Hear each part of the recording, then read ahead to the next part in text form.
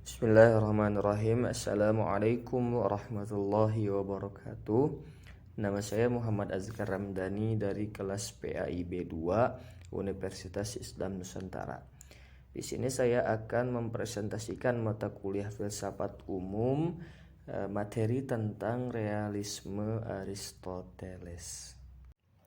Baik, sebelum kita masuk kepada materi, kita akan membahas tentang biografi Aristoteles. Aristoteles lahir tahun 384 sebelum Masehi di Stagira, kota di wilayah Chalcidice, Tracia, Yunani. Dahulunya termasuk wilayah Makedonia Tengah. Ayahnya adalah tabib pribadi Raja Amintas dari Makedonia. Pada usia 17 tahun, Aristoteles menjadi murid Plato. Belakangan ini, ia meningkat menjadi guru di Akademi Plato di Athena selama 20 tahun. Aristoteles sendiri meninggalkan akademi tersebut setelah Plato meninggal dan menjadi guru bagi Alexander dari Makedonia. Aristoteles kembali ke Athena saat Alexander berkuasa pada tahun 336 sebelum Masehi dengan dukungan dan bantuan dari Alexander. Ia kemudian mendirikan akademinya sendiri yang diberi nama Lyceum, yang dipimpinnya sampai tahun 323 sebelum Masehi. Perubahan politik seiring jatuhnya Alexander menjadikan dirinya harus kembali kabur dari Athena guna menghindari nasib naas sebagaimana dulu dialami Socrates. Aristoteles meninggal tak lama setelah pengungsian tersebut. Aristoteles sangat menekankan empirisme untuk menekankan pengetahuan.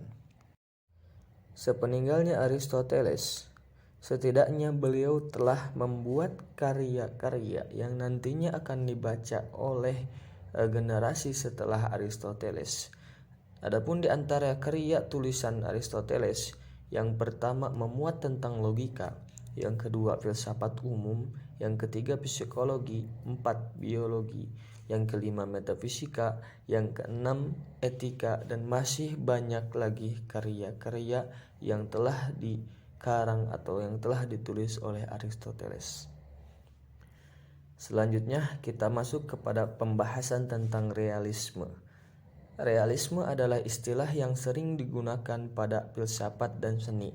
Dalam seni, realisme adalah sebuah aliran yang sudah ada sejak abad 19. Realisme adalah salah satu gerakan modern pertama dalam seni. Di zamannya, realisme adalah gerakan menolak bentuk seni tradisional, sastra, dan organisasi sosial karena ketinggalan zaman setelah pencerahan dan revolusi industri. Realisme secara luas dianggap sebagai awal seni modern. Realisme adalah gerakan seni non-konformis, anti-institusional pertama yang eksplisit. Di awal kemunculannya, realisme adalah gerakan yang muncul sebagai penolakan romantisme. Realisme adalah penggambaran realitas kehidupan. Adapun realisme menurut Aristoteles, berbicara mengenai pemikiran Aristoteles dalam kajian akademis tentu akan menimbulkan berbagai tesis dan antitesis dengan objek pada pemikiran realisme. Namun, tetap pada dasarnya bahwa paham mengenai realisme Aristoteles menjadi rujukan atau dasar dengan pengembangannya pada aspek hukum realistik. Secara pengertian, definisi dari aliran realisme sendiri merupakan pemikiran yang memandang realitas secara dualitis. Pandangan seperti ini tentu saja tak lepas dari inti realitas, karena menurut mereka, hakikat realitas adalah dunia fisik dan dunia rohani. Dengan kata lain, bahwa realisme itu menjadi sebuah perpaduan konsep antara aliran idealisme dan materialisme. Dalam pandangan Aristoteles sendiri, aliran realisme berkecimpung pada pengetahuan manusia yang dijadikan sebagai gambaran yang baik dan tepat dari kebenaran. Artinya bahwa menurut Aristoteles, kenyataan yang sebenarnya hanyalah kenyataan fisik, kenyataan immaterial, dan kenyataan material, dan hakikat manusia menurut aliran ini terdapat pada apa yang dikerjakan. Di samping itu, Pada aliran realisme ini pun pengetahuan juga dianggap dan juga diperoleh melalui penginderaan yang mana dalam hal ini kebenaran dibuktikan serta disesuaikan dengan fakta. Baik, selanjutnya kita akan membahas tentang teori empat kausa atau dalam istilah agama bisa disebut atau biasa disebut dengan hukum kausalitas. Yang pertama, kausa materialis, yaitu sebab material berusaha mempertanyakan apa yang menjadi bahan dasar dari sesuatu. Misal, kayu adalah bahan dasar adanya meja. Adapun yang kedua, kausa formalis, sebab formal terkait erat dengan struktur atau bentuk suatu hal. Adapun yang ketiga, yakni kausa efisiens, suatu prinsip yang menjadi sumber kejadian menjadi faktor yang menjalankan atau menggerakkan. Misalnya adalah tukang meja yang menjadi penggerak pertama suatu pekerjaan. Dan yang terakhir adalah kausa finalis, sebab final mempertanyakan apa tujuan suatu hal terjadi.